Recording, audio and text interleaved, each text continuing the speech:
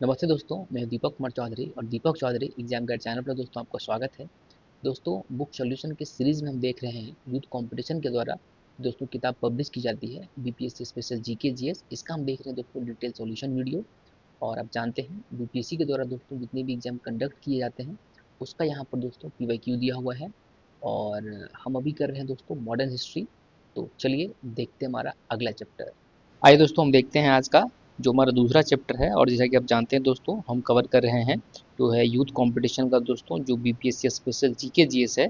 और उसमें जो दोस्तों हमारा जो सब्जेक्ट है दोस्तों वो है दोस्तों हमारा मॉडर्न हिस्ट्री का हम देख रहे हैं। और हमने कल यानी कि जो पिछले वाला चैप्टर था दोस्तों उसमें हम चैप्टर 1 किया था। और उसमें दोस्तों हमने कितना टोटल 7 नया क्वेश्चन था और एक पुराना एडिशन का क्वेश्चन था, यानी कि 8 क्वेश्चन हमने किया था और देखा था उसका पिछले वाले वीडियो में डिटेल सॉल्यूशन। ठीक है, सॉल्यूशन दोस्तों हम घटना चक्र से भी कर रहे हैं, यूथ कंपटीशन से भी कर रहे हैं। और जो मेरा खुद का अपना नोट्स है हम वहाँ से भी जो भी चीज़ें इंपॉर्टेंट है आपके क्वेश्चन के अकॉर्डिंग हम वो आपको बता रहे हैं। आज दोस्तों हम देखते हैं दूसरा क्वेश्चन। इससे पहले ये कि हमने 8 क्वेश्चन कर लिए हैं। और आज हम इस बुक के हिसाब से जैसे कि 8वां क्वेश्चन से स्टार्ट करके हम टोटल 15 क्वेश्चन यानी कि टोटल 22वां क्वेश्चन तक पहुँचेंगे। तो चलिए देखते हैं जो हमारा दोस्तों दूसरा जो चैप्टर है। और इस चैप्टर का दोस्तों जैसे कि नाम आप देख सकते हैं यहाँ पर, चैप्टर का जो नाम है वो है यूरोपीय वाणिज्यिक कंपनियों का भारत आगमन। और इस तरह से दोस्तों ये इसका 8वां क्वेश्चन हो जाएगा कि किस युद्ध में है ना ब्रिटिश ने फ्रांस को भारत में अंतिम रूप से पराजित किया था। तो दोस्तों इसका सही आंसर दोस्तों हो जाएगा वांडीवास का युद्ध। आइए देख लेते हैं इसका सॉल्यूशन क्या दिया हुआ किताब के अंदर। हाँ, ये रहा दोस्तों सॉल्यूशन दोस्तों अगर हम बात करें तो लिखा हुआ है कि वांडीवास के युद्ध में ब्रिटिश ने फ्रांस को भारत में अंतिम रूप से पराजित किया। यह युद्ध तीसरे कर्नाटक युद्ध एक हुआ है, 1758 कर दिया है। कर्नाटक का तीसरा जो युद्ध था दोस्तों वो 1756 से लेकर 1763 तक चला था। ठीक है, आप इसको थोड़ा सा यहाँ पर करेक्ट कर लीजिएगा। चलिए, तो ये हुआ, ये तीसरे युद्ध का जो एक हिस्सा था वांडीवास का युद्ध। और अगर हम इसमें और आगे हम देखें तो लिखा हुआ कि वांडीवास का युद्ध था दोस्तों 1760 ईस्वी में हुआ था। और तीसरा कर्नाटक युद्ध 1763 ईस्वी में पेरिस की संधि पर दोस्तों समाप्त हुआ था। दोस्तों यहाँ से ये भी बहुत ज़्यादा इंपॉर्टेंट है कि कौन सा युद्ध जो है वो किस वर्ष चला था, उसमें कौन विजयी हुए थे और उसका अंत किस तरह से था। तो हम प्रथम कर्नाटक युद्ध दोस्तों जैसे कि आप देख सकते हैं लिखा हुआ 1746 से 1748 ईस्वी तक चला था। और इस युद्ध में दोस्तों इसका जो शुरुआत है दोस्तों वो ऑस्ट्रिया के उत्तराधिकार युद्ध से प्रभावित हुआ था। अगर हम दोस्तों अंग्रेज की तरफ से बात करें जो इसका नेतृत्व किया था प्रथम कर्नाटक युद्ध का वो था बर्नेट।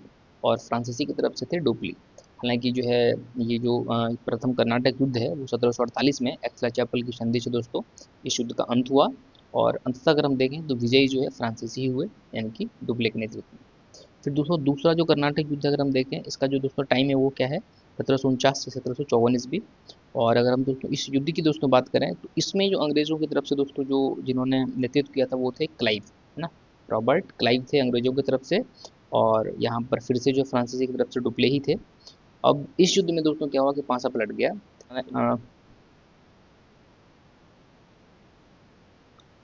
एक तरह से देखें तो दोस्तों जो युद्ध है वो अनिर्णायक ही रहा था। लेकिन इसमें अगर देखें तो कुल मिलाकर अंग्रेजों का जो है प्रभाव पहले से बढ़ा था। और इस युद्ध की दोस्तों जो अंत है यानी कि द्वितीय कर्नाटक युद्ध का अंत जो दोस्तों वो है पांडिचेरी की संधि यानी कि 1755 से हुआ था। और तीसरा आप जान ही रहे हैं जो कर्नाटक युद्ध था इसमें जो है अंततः जो है वांडीवास के युद्ध से 1760 में जो ब्रिटिश है वो पूर्ण रूपेण जो है फ्रांसीसियों को यहाँ से बाहर कर दिया। मतलब ये डिसाइड हो गया कि अब जो है इंडिया पर अगर कोई राज करेगा तो वो ब्रिटिश ही होगा। फ्रांसीसी का झंझट खत्म हुआ। और पेरिस की संधि से यानी कि 1763 से जो है तीसरे कर्नाटक युद्ध का दोस्तों अंत हुआ। और इस समय अंग्रेज का दोस्तों नेतृत्व कर रहे थे कौन, वो थे आपके आयरकुट। और फ्रांसीसी का थे कॉन्ट डी लाली। ठीक है, चलिए अब देखते हैं हम अगला प्रश्न। हमारा अगला प्रश्न है दोस्तों कि जो है किस अधिनियम के द्वारा, ठीक है, अधिनियम आपसे पूछ रहा है किस अधिनियम के द्वारा अंग्रेजों ने ये घोषणा की थी कि भारत में अधिकारियों की नियुक्ति में राष्ट्रीयता और रंग के आधार पर भेदभाव नहीं होगा। ये दोस्तों बहुत ही इंपॉर्टेंट क्वेश्चन है। और अगर हम दोस्तों इसका आंसर देखें तो इसका दोस्तों आंसर हो जाएगा ऑप्शन बी, यानी कि 1833 ईस्वी का चार्टर अधिनियम। ठीक है दोस्तों, आइए पहले हम देख लेते हैं कि बुक के अंदर क्या क्या सोल्यूशन दिया हुआ है, फिर हम अपने नोट से भी बात करेंगे, आपको बताएंगे इसमें। चलिए देखते हैं 1833 ईस्वी का जो चार्टर अधिनियम एक्ट है इसके अंदर किताब के अंदर जो है हमें क्या क्या सॉल्यूशन दिए गए हैं। अगर हम सॉल्यूशन की दोस्तों बात करें तो चार्टर अधिनियम 1833 में ये प्रावधान किया गया था कि भारत में अधिकारियों की नियुक्ति में राष्ट्रीयता और रंग के आधार पर भेदभाव नहीं होगा। ठीक है, अर्थात जो व्यक्ति जिस पद के लिए योग्यता रखता है उसे बिना किसी भेदभाव के, है ना, बिना किसी भेदभाव की नियुक्ति प्रदान की जाएगी। इस घोषणा का उल्लेख, है ना, धारा 87 यानी कि 87 में निहित था। अब अगर हम देखें अन्य प्रावधान जो चार्टर एक्ट 1833 में थे, वो अगर इस तरह से हैं कि बंगाल के गवर्नर जनरल को, है ना, भारत का गवर्नर जनरल बना दिया जाएगा। किसके गवर्नर जनरल? बंगाल के गवर्नर जनरल को क्या माना जाएगा? भारत का गवर्नर जनरल बना दिया जाएगा। ठीक है, 1833 का चार्टर एक्ट के अनुसार। दूसरा दोस्तों, गवर्नर जनरल के परिषद में चौथा सदस्य, है ना, चौथा सदस्य कौन था? जो विधि विशेषज्ञ है ना, जो लॉ एंड ऑर्डर का जो एक तरह से एक्सपर्ट था, उसको जो है इसमें बढ़ाया गया था गवर्नर जनरल के चौथा परिषद में। और तीसरा दोस्तों है कि दास प्रथा को गैर कानूनी घोषित कर दिया गया था। देन क्या था दोस्तों? चाय और चीन के साथ, है ना, व्यापार करने के कंपनी के अधिकार को समाप्त कर दिया था। चलिए अब हम देख लेते हैं जो हमारा मतलब जो एक तरह से नोट्स है। अब अगर हम अपने नोट्स से दोस्तों हम आपको बता दें, तो हम सबसे पहले दोस्तों शुरुआत करेंगे 1813 का, जो आपका चार्टर एक्ट है वहाँ से।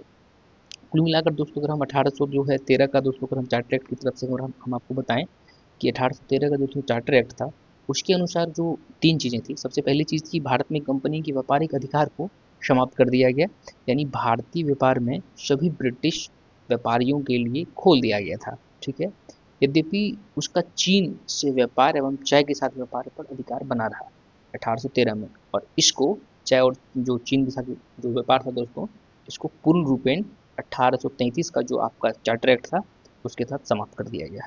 ठीक है, दूसरा बात, चार्टर एक्ट 1813 का ईसाई मिशनरी को लाइसेंस देकर धर्म प्रचार करने की अनुमति भारत में मिल गई। ठीक है, और तीसरा था दोस्तों कि पहली बार भारतीयों की शिक्षा पर प्रति वर्ष 1 लाख रुपए खर्च करने का प्रावधान किया गया था। यानी ये तीनों पॉइंट कहाँ के थे? चार्टर एक्ट 1813 के थे।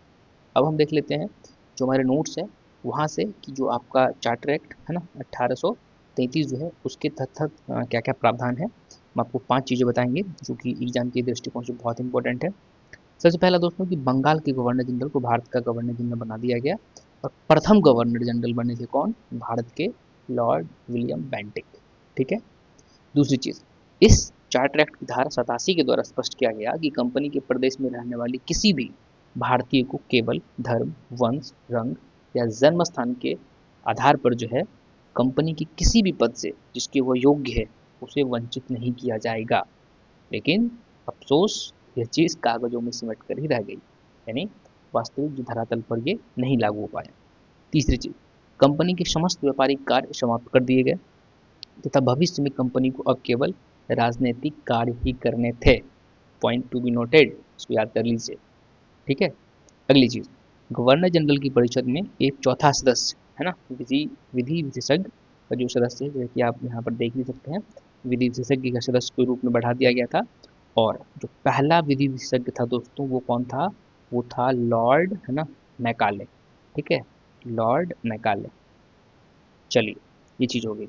इसके बाद दोस्तों जो हमारा चौथा पॉइंट है वो है, हमने देख लिया। पांचवा दोस्तों था, इसी एक्ट में दास प्रथा के उन्मूलन के लिए गवर्नर जनरल को निर्देश दिया गया था।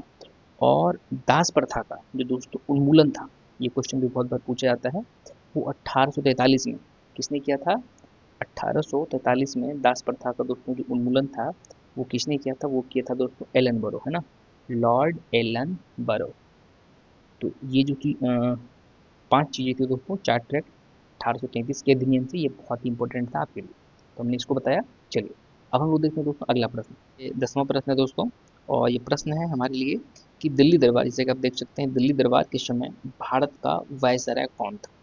अब देखिए दोस्तों यहाँ पर ये क्वेश्चन थोड़ा सा ट्रिकी और थोड़ा सा कन्फ्यूजन है, क्योंकि 3 तरह के दिल्ली दरबार हुए थे। और अगर हम 3 तरह के दिल्ली दरबार में दोस्तों देखें तो वहाँ पर अलग अलग जो गवर्नर जनरल है और वायसराय हो सकते हैं, और थे भी।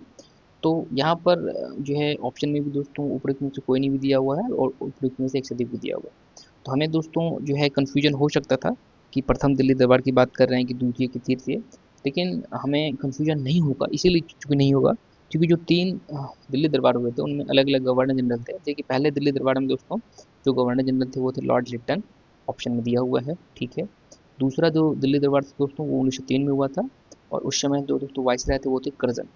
अब देखिए कर्जन ऑप्शन में यानी ABCD में नहीं है। ठीक है, और तीसरा जो था वो तो दोस्तों 1911 में हुआ था दिल्ली दरबार। उसके जो वायसराय थे दोस्तों वो थे हार्डिंग ड्यूटी। अब देखिए तो यानी कि मतलब वो तीनों जो कोलाइड नहीं किया यानी मैच नहीं किया है, यानी एक ही जो है वो दिल्ली दरबार दोस्तों था, और वो था दोस्तों ऑप्शन बी हमारा लॉर्ड लिटन। अब देखिए यहाँ से पहले हम देख लेते हैं कि सॉल्यूशन में इसका क्या क्या दिया हुआ है। तो हम देखते हैं यहाँ पर दोस्तों प्रथम दिल्ली दरबार का जो आयोजन है वो 1 जनवरी है ना, प्रथम दिल्ली दरबार का आयोजन 1 जनवरी 1877 ईस्वी को किया गया था। उस समय भारत का वायसराय कौन था? लॉर्ड लिटन था। ठीक है। लॉर्ड लिटन दोस्तों बहुत ही ज़्यादा नोटोरियस आदमी था, बहुत ज़्यादा बदमाश टाइप का वो, मतलब एक तरह से आप कहिए कि गवर्नर जनरल थे भारत के। और इसका जो कार्यकाल था वो 1876 से 1880 ईस्वी था। जिसके बारे में आपको बताएंगे कि लॉर्ड लिटन के बारे में क्या क्या इंपॉर्टेंट चीज़ें थी। और इसी दरबार में महारानी विक्टोरिया को भारत की सम्राज्ञी घोषित किया गया था, और उसे कैसर ए हिंद है ना, कैसर ए हिंद की उपाधि प्रदान की गई थी। चलिए हम दोस्तों एक बार देख लेते हैं कि लॉर्ड लिटन का जो के बारे में और क्या क्या चीज़ें थी जो कि एग्जाम के पॉइंट ऑफ व्यू से काफ़ी इंपॉर्टेंट है। तो देखिए लॉर्ड लिटन को भारत का सर्वाधिक और लोकप्रिय गवर्नर जनरल कहा जाता है, पहली चीज़। दूसरी चीज़, लिटन एक शासक के रूप में असफल रहा। ठीक है। तीसरी चीज़, साहित्य जगत में ये जो है ओवन मेरेडिथ के नाम से जो प्रसिद्ध है, और उसी के नाम से दोस्तों उपन्यास, निबंध और साहित्य भी लिखता था। चौथी चीज़, ये जो लॉर्ड लिटन है अफगानिस्तान के प्रति जोश भरी नीति यानी कि अग्र फॉरवर्ड का नीति का जो दोस्तों पालन किया था। ये क्वेश्चन भी बहुत बार पूछता है। इसके बाद दोस्तों पांचवा पॉइंट है वो है कि 1876 से 1878 में मद्रास, बम्बई, मैसूर, हैदराबाद, मध्य भारत के कई हिस्से तथा पंजाब में भीषण अकाल जो है इसी के काल में पड़े थे। और 1878 ईस्वी में, अगर आपको डेट याद हो, 1878 ईस्वी में जो दोस्तों रिचर्ड स्ट्रेची की अध्यक्षता में अकाल आयोग की स्थापना की गई थी। अगला पांचवा दोस्तों पॉइंट है कि 1870 ईस्वी में, ठीक है, लॉर्ड लिटन के समय में ही जो है दिल्ली दरबार का, प्रथम दिल्ली दरबार का आयोजन किया गया था। इसमें हमने देखा भी। और इसमें राज उपाधि अधिनियम 1876 के तहत ब्रिटेन की महारानी विक्टोरिया को कैसर हिंद से सम्मानित किया गया। इसके बाद दोस्तों अगला पॉइंट है 1878 ईस्वी में वर्नाकुलर प्रेस एक्ट है ना, बहुत ज़्यादा फेमस है और बहुत ज़्यादा क्वेश्चन भी यहाँ से बनते हैं। जो है इसी के द्वारा जो है भारतीय भाषा में समाचार पत्रों को प्रतिबंधित किया गया था, और ये कौन किया था? लॉर्ड लिटन ने किया था। और आपने इसी का असर देखा होगा, जो आपका अमृत बाजार पत्रिका थी वो रातों रात दोस्तों जो है वो वर्नाकुलर लैंग्वेज से इंग्लिश में प्रकाशित होने लगी थी। ठीक है। अगला दोस्तों पॉइंट है वो है कि 1878 में भारतीय शस्त्र अधिनियम के द्वारा किसी भी भारतीय के लिए बिना लाइसेंस शस्त्र रखना या उसका व्यापार करना एक दंडनीय अपराध माना गया था।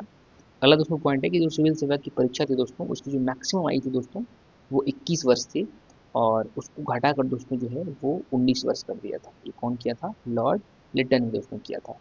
इसके बाद दोस्तों अगर हम अगला देखें तो जो है द्वितीय आंग्ल अफगान युद्ध, अगर हम बात करें 1878 से 1880 में जो लड़ा गया था दोस्तों, ये इसी के काल में लड़ा गया था, लॉर्ड लिटन के टाइम। जितने भी जो दो इंपॉर्टेंट पॉइंट थे दोस्तों हमने यहाँ पर इसका बात किया।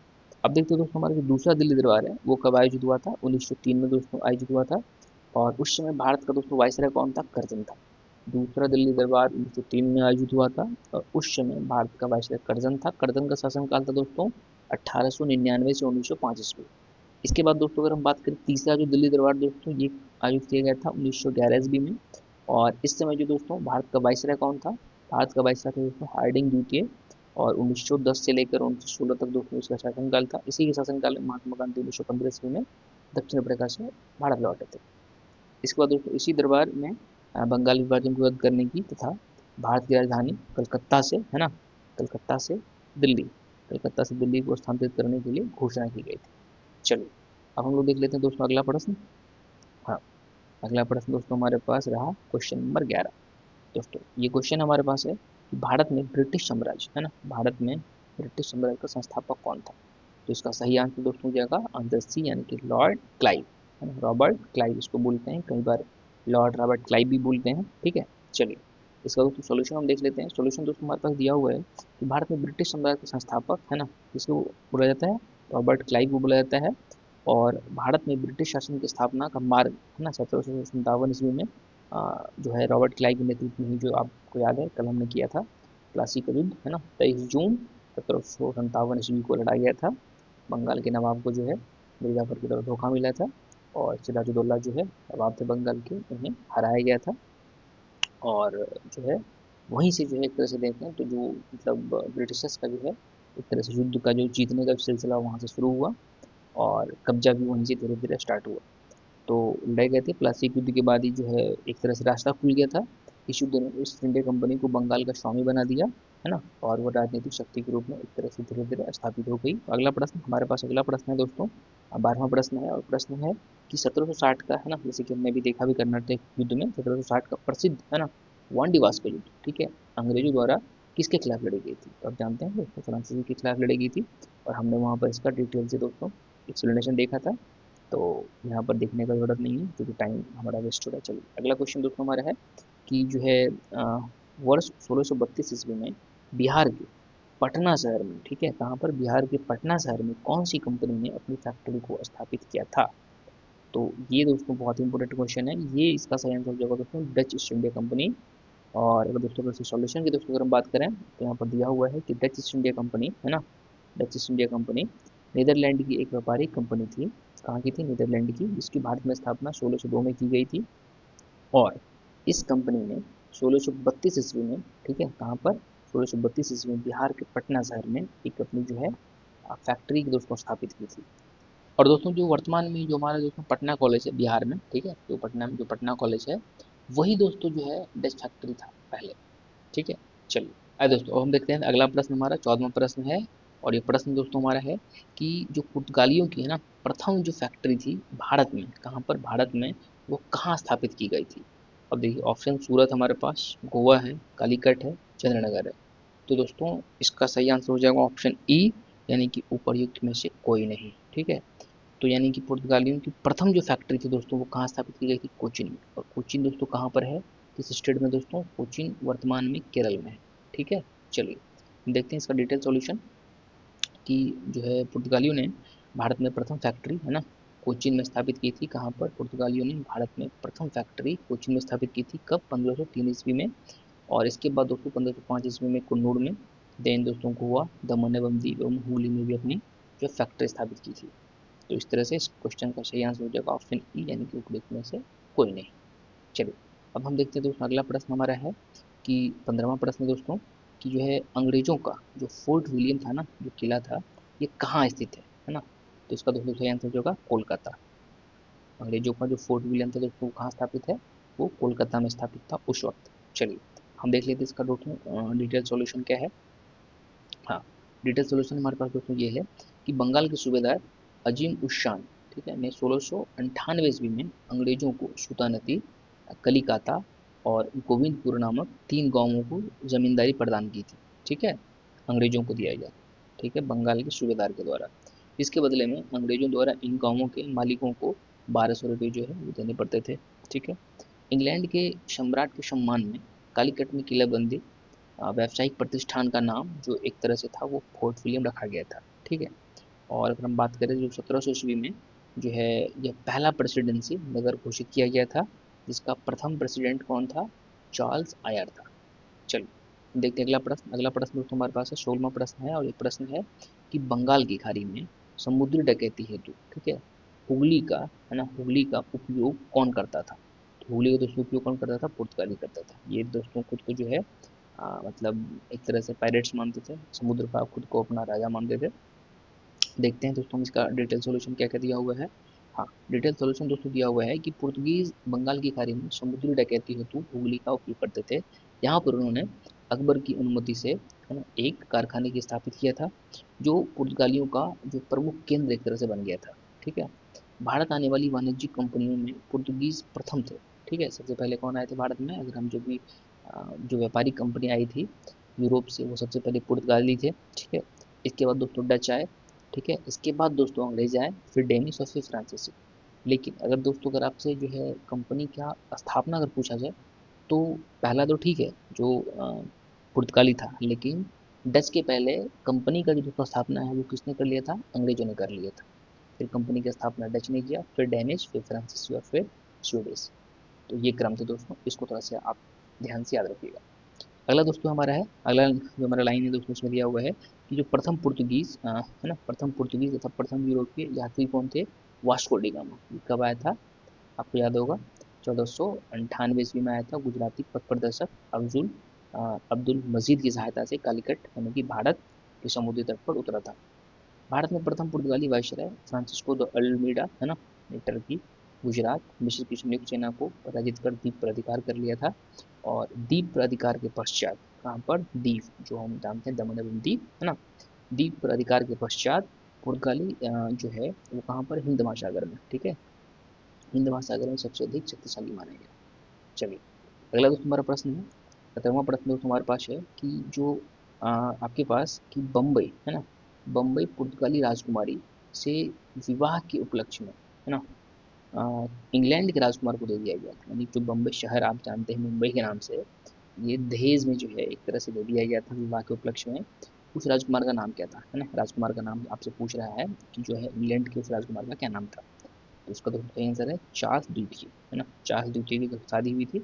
देखते हैं डिटेल में इसका सोल्यूशन क्या दिया हुआ किताब के अंदर। हाँ, ये रहा। 1661 ईस्वी में पुर्तगालियों ने अपनी राजकुमारी कैथरीन, पुर्तगाली की राजकुमारी कौन थी, पुर्तगाल की राजकुमारी कैथरीन थी, और इनका जो विवाह था, पूरा नाम है कैथरीन ब्रिगेंजा का विवाह ब्रिटेन के राजकुमार चार्ल्स द्वितीय से हुआ था। और यानी कि इंग्लैंड के राजकुमार ब्रिटेन के राजकुमार एक ही बात है।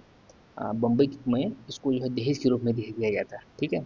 और चार्ल्स द्वितीय ने 1668 ईस्वी में है ना बम्बई को कितने पे, 10 पौंड है ना, 10 पौंड वार्षिक जो है दोस्तों वो किराए पर जो है ये जो मतलब शहर है इसका जो एक तरह से जो राजस्व था, टैक्स था, वो वसूली करने का जो है अधिकार किसको दे दिया था, कंपनी को दे दिया गया था। चलिए अगला दोस्तों हमारा प्रश्न है, 18वां प्रश्न है।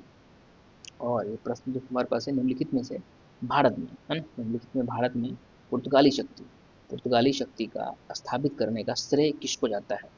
अब देखिए दोस्तों यहाँ पर कंफ्यूजन इसलिए होता है क्योंकि अगर हम पहले दोस्तों अगर बात करें, जो पहला पुर्तगाली वायसराय भारत में कौन बनकर आया, तो बन के आया अल्मीडा, ठीक है। देन दोस्तों आया था अल्बुकर्क, अल्बुकर्क का पूरा नाम है अल्फांसो डी अल्बुकर्क, ठीक है, अल्बुकर्क। अब भारत में पुर्तगाली शक्ति का जो वास्तविक संस्थापक है ना दोस्तों, ये इसको ही माना जाता है, अल्फांसो डी अल्बुकर्क को। देखिए इसको याद करने का एक तरीका ये है, जैसे हम स्टूडेंट हैं तो हम पहले क्या करते हैं, कल में अलमारी लाते हैं ना, रैक लाते हैं, बुक रैक जिसको हम बोलते हैं, सेल्फ बोलते हैं। तो हमने पहले अलमारी लाया कि अल्मीडा लाया, तो पहले कौन होगा, अल्मीडा, है ना। और देन हम क्या करेंगे, अल्बुकर्क, है ना, बुक, अल्बुकर्क से याद रखिए बुक, उसके अंदर फिर से हम क्या रखेंगे, बुक रखेंगे। तो पहले कौन आए, अल्मीडा, फिर दूसरे कौन थे, अल्बुकर्क। और यही जो है आके आप जानते हैं किसी चीज़ में जो पहले आते हैं वो सिचुएशन ऐसा होता है, उसको सिचुएशंस को संभालना पड़ता है। देन जो दूसरा दोस्तों आते हैं फिर उन्हें क्या होती है कि वो जो एक सेटअप तैयार होता है, फिर वहाँ से उसको आगे बढ़ने में काफ़ी हेल्प मिलता है। तो अल्फांसो डे अल्बुकर्क तो दोस्तों जो अल्फांसो डी अल्बुकर्क थे वो भारत में पुर्तगाली शक्ति का वास्तविक संस्थापक माना जाता है। इसका दोस्तों अगर हम सॉल्यूशन अगर हम देख लें, हाँ सॉल्यूशन दोस्तों यहाँ पर दिया हुआ है कि अल्फांसो डी अल्बुकर्क है ना 1503 ईस्वी में स्क्वाड्रन कमांडर के रूप में भारत आया था, कौन, अल्बुकर्क, 1503 में ही आ गया था, ठीक है। 1509 ईस्वी में इसे भारत के वायसराय के रूप में नियुक्त किया गया था, यानी कि 6 साल वो जो है स्क्वाड्रन कमांडर के रूप में भारत में काम किया था। और 1509 में जो दोस्तों से है भारत में वायसराय के रूप में नियुक्त किया गया था, ठीक है, इसको अल्बुकर्क को, अल्बुकर्क को भारत में पुर्तगाली साम्राज्य का प्रथम वास्तविक संस्थापक माना जाता है। चलिए अगला दोस्तों हमारा प्रश्न 19वां प्रश्न है, और ये प्रश्न है दोस्तों हमारे पास कि पुर्तगाली उपनिवेश का प्रथम वायसराय, ठीक है, आपको बताया था ये बहुत इंपॉर्टेंट क्वेश्चन है, वायसराय भारत में कौन हुआ था। तो आप जानते हैं प्रथम की बात हो, पुर्तगाली वायसराय की बात हो, है ना, तो आपको सीधा मार देना है अल्मेडा, क्योंकि पहले हम अलमारी लाएंगे फिर उसमें हम बुक रखेंगे, यानी कि अल्बुकर्क। चलिए अगला दोस्तों देखते हैं इसका सॉल्यूशन क्या क्या दिया हुआ है। हाँ, सॉल्यूशन दोस्तों इसका ये रहा कि 1498 ईस्वी में वास्को डी गामा कि भारत के आगमन से पुर्तगालियों एवं भारत के मध्य जो है व्यापार के क्षेत्र में एक नए युग का शुभारंभ हुआ। अब देखिए यहाँ पर एक चीज़ और चीज़ है, 1498 में वास्को डी गामा ने कई किताबों में लिखा रहता है कि भारत की खोज की, है ना, तो वो गलत है, वो टर्मिनोलॉजी गलत है। यूरोप से भारत आने के लिए नए समुद्री मार्ग की खोज की गई थी, न कि भारत की खोज की गई थी, क्योंकि भारत पहले से था, है ना, उसका सिर्फ ऑलरेडी था। पहले भी जो अगर हम देखें मध्यकाल में या फिर प्राचीन काल में भारत से जो है मतलब व्यापार होते रहे हैं जो विदेशों में। तो इस तरह से भारत की खोज नहीं हुई थी, मतलब वास्को डी गामा ने यूरोप से, है ना, वो जो है मतलब ये नया जो सी रूट का दोस्तों एक तरह से उन्होंने खोज किया था, कौन, वास्को डी गामा, 1498 ईस्वी में। इसके बाद दोस्तों अगर हम बात करें पुर्तगालियों ने भारत में कोचीन, है ना, कन्नूर, गोवा, दमन, दीव, हुगली में भी जो है अपनी व्यापारिक कोठी खोली, ठीक है, यहाँ पे जहाँ से उन्होंने व्यापार करते थे। कई बार इसको जो है व्यापारिक कोठी के बदले कारखाना भी लिखा रहता है, तो कारखाना का मतलब ये जो है आज के टाइम पे जो है ना आप इंडस्ट्री कहते हैं वो इंडस्ट्री नहीं, जो जहाँ पर जो है प्रोडक्ट का जो एक तरह से मैन्युफैक्चर होता है वो नहीं, व्यापारिक कोठी जहाँ से कि बिजनेस होता है, ठीक है। आप कह सकते हैं कॉर्पोरेट जो है वो बिल्डिंग या कॉर्पोरेट जो है उनका जो हेडक्वार्टर है वो इस तरह से। फिर अगला दोस्तों हमारा 1505 ईस्वी में फ्रांसिस्को डी अल्मीडा भारत में प्रथम, है ना, प्रथम पुर्तगाली वायसराय बनकर आया था। कौन? फ्रांसिस्को द अल्मीडा, ठीक है।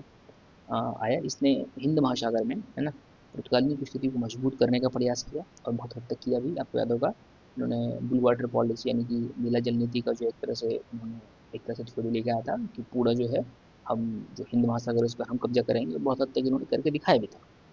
और दोस्तों अगला जो हमारा अल्मीडा जो 1509 ईस्वी में यहाँ तक जो है भारत में रहा, और इसके बाद जो है वो कौन बने? पुर्तगाली जो दूसरे वाइसराय थे वो नहीं थे, अल्बुकर्क, और वही जो है वास्तविक जो है संस्थापक भी माने जाते हैं पुर्तगाली शक्ति का भारत में। इसके बाद जो है 1516 ईस्वी में अल्बुकर्क बन के आया, और इसने पुर्तगालियों की आबादी को बढ़ाने के उद्देश्य से भारतीय स्त्रियों से विवाह करने के लिए जो है पुर्तगालियों को प्रोत्साहन किया, क्योंकि हम यहाँ पर एक तरह से लोकल हो जाएंगे, बस जाएंगे। तो ये जो है भारतीय स्त्री से विवाह करने का जो ये एक तरह से प्रस्ताव था, ये जो एक तरह से बढ़ावा था, वो किसके द्वारा दिया गया था दोस्तों? अल्बुकर्क के द्वारा दिया गया था। चलिए देखते हैं दोस्तों हमारा अगला प्रश्न, 20वां प्रश्न हमारे पास ये। और प्रश्न आप देख सकते हैं, निम्नलिखित में से प्रथम कर्नाटक युद्ध, है ना, का कौन सा तात्कालिक कारण था? ठीक है। अब इसका सही आंसर दोस्तों क्या होगा? ऑप्शन डी, यानी कि अंग्रेजों द्वारा फ्रांसीसी जहाजों का अधिग्रहण करना। आपको दोस्तों याद होगा जो कर्नाटक युद्ध था वो 3 युद्ध थे, हमने भी देखा है कुछ देर पहले ही। और प्रथम कर्नाटक युद्ध की बात हो रही है, यानी कि 1746 से 1748 ईस्वी तक दोस्तों ये युद्ध चला था। और इसका जो अंत है दोस्तों 1748 में, यानी एक्सला चैपल की संधि से अंत हुआ था। और अंततः इस युद्ध में जो है फ्रांसीसी ही जो है वो जीते एक तरह से, और अंग्रेजी सेना का नेतृत्व कर रहे थे कैप्टन बर्नेट। देखते हैं दोस्तों इसका डिटेल सॉल्यूशन क्या दिया हुआ किताब के अंदर। हाँ, ये रहा। प्रथम कर्नाटक युद्ध का जो वास्तविक कारण था दोस्तों वो अंग्रेज कैप्टन बर्नेट, इन्होंने क्या किया था कि नेतृत्व में दोस्तों ये लड़ाई लड़ी गई थी, और इसने अंग्रेजी सेना द्वारा कुछ फ्रांसीसी जहाज़ों पर जो है उस पर कब्जा कर लिया था, एक तरह से उस पर अधिकार कर लिया था। और इसी के बाद फलस्वरूप जो है दोनों सरकारों को बिना मतलब सूचना दिए हुए फ्रांसीसी और ब्रिटिश सरकार को ये युद्ध जो है दोस्तों एक तरह से चल गया। चलिए अब देखते हैं हम अगला प्रश्न, क्या 21वां प्रश्न दोस्तों हमारे पास है। हाँ, निम्नलिखित में से किस अंग्रेज अधिकारी, है ना, ने पुर्तगालियों से शवाली, है ना, कई जगह यहाँ पे शवाली भी लिखा रहता है, कई किताबों में कई जगह शवाली भी लिखा रहता है, के स्थान पर हटाया था? इसका दोस्तों सही आंसर दोस्तों हो जाएगा वो हमारा ऑप्शन बी है, थॉमस बेस्ट। देखते हैं इसका सोल्यूशन क्या दिया हुआ है। हाँ, यहाँ पे सोल्यूशन था दोस्तों, थॉमस बेस्ट ने शवाली नामक स्थान पर पुर्तगाली नौसेना को पराजित किया था। थॉमस बेस्ट कहाँ के थे? ये थे ब्रिटेन के। विलियम हॉकिंस जहांगीर के समय में भारत में आया था, और जहांगीर ने उसे 400 का मंतव्य प्रदान किया था। अब दोस्तों अगर हम बात करें यहाँ से और डिटेल में अगर हम इसको देखें, अब दोस्तों हुआ ये था कि जो अगर हम बात करें कैप्टन जो विलियम हॉकिंस है ना, ये जो आपके, हाँ, विलियम हॉकिंस है, अगर हम इनकी बात करें तो कैप्टन जो विलियम हॉकिंस है, हालांकि देखिए दोस्तों प्रश्न का सही आंसर थॉमस वेस्ट है, पर हम आपको डिटेल सॉल्यूशन बता रहे हैं कि जो कैप्टन विलियम हॉकिंस जो है वो सूरत से मुगल दरबार पहुंचा। कब? अप्रैल 1609 ईस्वी में। और सूरत में फैक्ट्री की स्थापना जो है करने के लिए जो अनुमति वो चाह रहा था, एक तरह से जो मतलब परमिशन चाह रहा था, वो इसे अंततः मिल नहीं सका। फिर हम दोस्तों बात करें 1611 ईस्वी में पुर्तगालियों के विरोध के बावजूद कैप्टन मिडल्टन जो है सूरत के समीप शवाली नाम का एक जगह है, इसी को कहीं जगह पर शवाली कहीं पर शवाली लिखा रहता है, वहाँ पहुंचा और मुगल गवर्नर से वहाँ पर व्यापार करने की अनुमति पाने में सफल हो गया। ठीक है, कौन सफल हुआ? Captain Middleton. इसके बाद दोस्तों जो कैप्टन थॉमस बेस्ट है, इसने क्या किया? पुर्तगालियों को शवाली नामक स्थान पर पराजित करके पुर्तगाली एकाधिकार की जो निरंतरता अभी तक चली आ रही थी उसको भंग कर दिया, यानी कि समाप्त कर दिया। भाई तुम मतलब तोप नहीं हो बहुत बड़े, ठीक है। इसके बाद क्या हुआ कि अंग्रेजों ने सूरत में 1613 ईस्वी में अस्थायी रूप से एक फैक्ट्री स्थापित की, और यहाँ से अंग्रेजों ने अपने व्यापार को देश के दूसरे भागों में फैलाया, और शीघ्र ही जो है अहमदाबाद, बुरहानपुर, अजमेर तथा आगरा में सहयोगी जो फैक्ट्रियाँ स्थापित की गई थी। ठीक है, चलिए देखते हैं हमारा अगला प्रश्न। और ये दोस्तों हमारा अंतिम प्रश्न होने वाला है, 22वां प्रश्न इस चैप्टर का, यानी दूसरा चैप्टर का। प्रश्न दोस्तों हमारे पास है कि भारत में 1612 ईस्वी में अंग्रेजों ने अपनी पहली फैक्ट्री, ठीक है, अपनी पहली फैक्ट्री कहाँ स्थापित की थी? तो इसका दोस्तों सही आंसर है ऑप्शन डी, अब देखिए कन्फ्यूजन यहाँ पे इसलिए नहीं होना है क्योंकि यहाँ पर ऑप्शन में आपके पास मछलीपट्टनम नहीं दिया हुआ। अगर मछलीपट्टनम दिया रहता तब आपको दिक्कत होता। कई जगह पर मछलीपट्टनम को मछलीपट्टनम भी बोला जाता है ना। तो ऑप्शन डी यहाँ पर दोस्तों का सही आंसर हो जाएगा। भारत में 1612 ईस्वी में अंग्रेजों ने अपनी पहली जो है फैक्ट्री कहाँ स्थापित की थी। देख लेते हैं दोस्तों हम इसका पहले किताब का सॉल्यूशन, फिर हम आपको और भी जो इंपॉर्टेंट चीज़ें हम आपको वो बता देंगे। हाँ, ये दोस्तों सॉल्यूशन रहा इसका कि भारत में 1613 ईस्वी में। अब देखिए ऑप्शन में लिखा जो क्वेश्चन है वहाँ पर लिखा हुआ 1612 ईस्वी में है ना, लेकिन जो आपका सॉल्यूशन है वो 1613 ईस्वी में।